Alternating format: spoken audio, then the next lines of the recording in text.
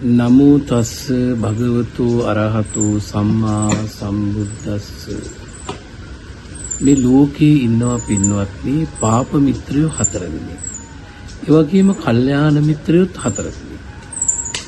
ඉන් පාප මිත්‍රයන් ගැන කතා කළාම අඤ්ඤුදත්ත හර වචී පරම අනුප්පිය බහානි අපාය සහායක.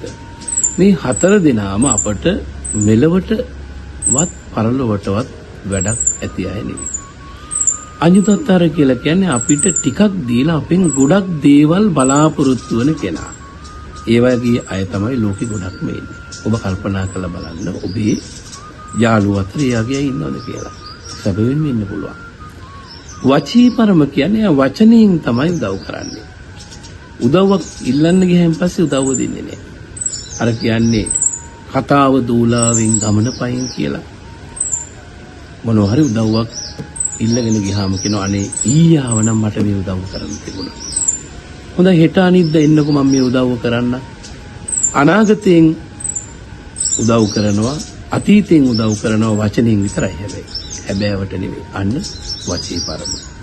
අනුප්පිය බහනේ කියන්නේ ආ බොහොම භයානක කෙනා. එයා අපේ හොඳ දේත් අනුමත කරනවා නරක දේත් අනුමත කරනවා. හොඳ දේ අනුමත කරන්න ඕනේ ඉතින් අනුමත කරනවා. නරක දේත් අනුමත කරන්නේ මොකද යාළුකම නැති වුණොත් යාළුවෙන් ලැබෙන්න තියෙන උදව් නැති වෙන හින්දා. එයා හරි භයානක කෙනෙක්. ඊළඟට අඤ්ඤුදත්තහර වචී පරම අනුප්පිය බාණි අපහාය සහායක. අපහාය සහායක කියලා කියන්නේ ඉතින් අපායටම යන්න උදව් කරන කෙනා.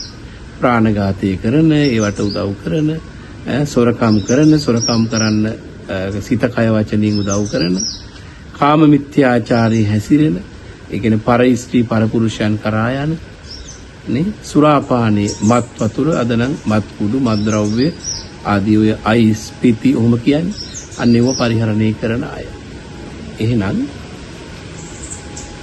අපින් ගොඩක් බලාපොරොත්තු වෙනවා අපට ටිකක් දීලා එයා අපිට පාප මිත්‍රයෙක්.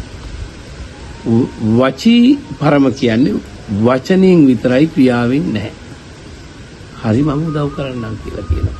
හැබැයි වචනෙන් විතරයි වචනෙන්වත් උදව්වක් නැහැ.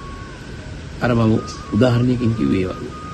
අනුප්පිය බාණි හොඳ නරක දෙකම අනුමත කරනවා. අපි පන්සිල් ගමු නේද? හොඳයි බොහොම හොඳයි පන්සිල් ගමු පන්සල් යමු. අපි සුරාසලට බාරයකටත් යමුද? අනේ යමු බොහොම හොඳයි.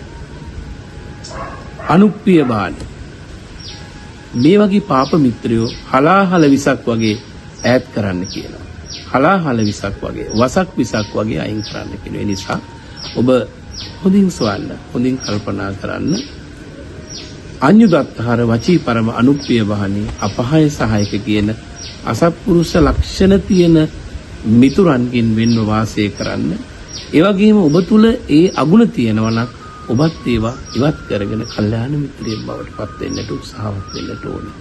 එහෙනම් අපේ සමාජයේ එමටව බොහෝසෙයින්ම ඔය අඤ්ඤුදත්තහරලා වචී පරමලා අනුප්පිය බාණී අය අපාය සහායක අය එමටයි ඔවුන්ගෙන් ප්‍රවේශම් වෙන්න ඔබත් ඒ අගුණ වලින් ප්‍රවේශම් වෙන්න. ත්‍රිවන් සරණයි.